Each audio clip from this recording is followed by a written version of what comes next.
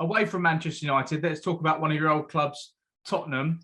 What did you make of the fact that Harry Kane will be staying at Tottenham now? He didn't get the move that he craved to go to Manchester City. We will never know the full story, let me tell you that, because I've been there exactly in this situation, so you don't get the full story. The full story knows Harry Kane, his agent, Spurs, and the other team involved. So it's not easy to talk about something that you don't know 100%, but in the end of the day, he stayed at Spurs. Something didn't work out the way probably he wanted to, because we all know his desire to leave. In the end of the day, he stayed with Spurs.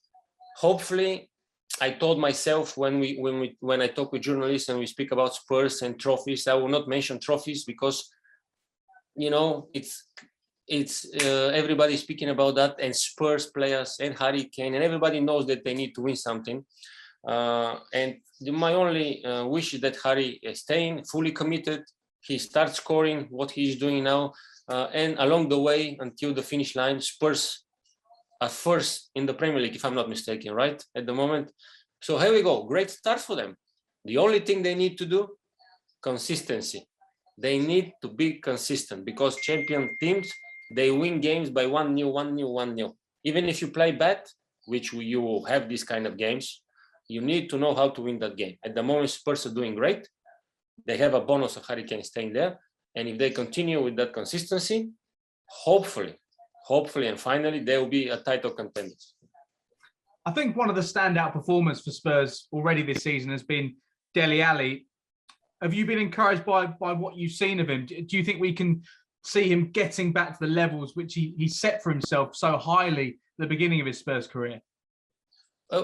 This is what is so interesting about being a football player, and sometimes about mentality of a player and the situation, of course, and how much you depend from time to time on your coach, you know, because we remember when Jose was there, he didn't count on Dele Alli. Something was going on again there behind closed doors.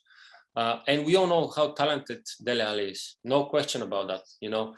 And now all of a sudden you see him change like this with the new coach and start playing, assisting, goals, which is great, because you want to see this type of things from talented players. And that's why it's so important sometimes in football, not to be lucky, but to be in the right environment with the right coaches, you know, because in football, unfortunately, it can be cruel business. You know, sometimes the coach doesn't like you, or you just don't fit his criteria of a good football player, even if you're good enough, you know. And that's why it's so painful. I've been in the same situation from time to time too.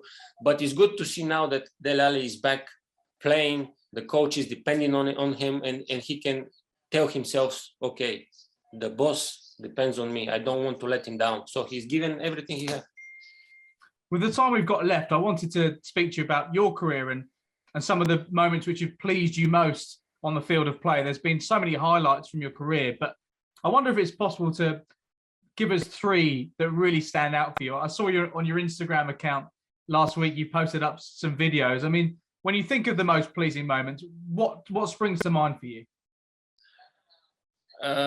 You mean like goals or overall moments? Well, moments on the field. So it could be that touch for Fulham, or it could be the assist for Ronaldo. There's so many different ones you could pick out.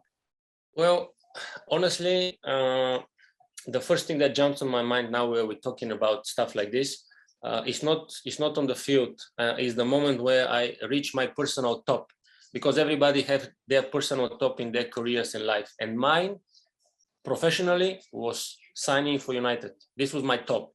You know, this was my mountain that I work so hard. That I work so sorry, my kids. That I work so hard for. And the moment I realized that dream, because I climbed my ladder of success step by step, that was probably the most satisfying and happy moment of my football career. Because at that moment I was like, okay, Bert, we worked so hard. This was my reward. And after that, you know, playing with all these champions and people and the things you mentioned, of course, I have favorite goals. The one against Liverpool with the bicycle kick, I will never forget that. People still remind me of that. The pass to Ronaldo where I invented the Berbatov spin. Okay, let's be clear here. You know, that was a great moment because I always like more to assist than to score from time to time. I don't know why. It was just my way of thinking about football. But just playing that game, it's a great feeling. And when you stop, that's the worst feeling. So there's two you mentioned there. It was the overhead kick against Liverpool. You scored a hat-trick that day. And then the assist for Ronaldo against West Ham. If you were to pick out another one, do you think it would have to be that goal against Blackburn? You scored 5 that day, but you know the goal I'm talking about, where you set up the move from inside your own half and then finished it off. Well, that move, that goal actually it's a very good one. And when you mention it, I'll tell you about it because why I like it, because it shows intelligence. And it shows that you don't need to sprint like crazy around the pitch to impress someone. You just need to think with your head and be at the right moment, at the right time. But you need to calculate and read the game 1 or 2 steps ahead. Because at that move, I didn't sweat. I was just calculating where everybody else is on the pitch, adjusting my position according to where everybody was moving. And then you saw what happened in the end. The ball ended up with me and I scored. This is what football sometimes is about. You don't need to run like crazy and impressing people. And they say, whoa, think. Because first it starts here with the thinking and then everything else. And in terms of the Berber spin, where did that come from? Was that something which you practiced or just something that came to mind in the game because you saw the opportunity was there? Actually, I first tried it at Spurs. At Spurs, when I was there. No, actually, I was trying it at home.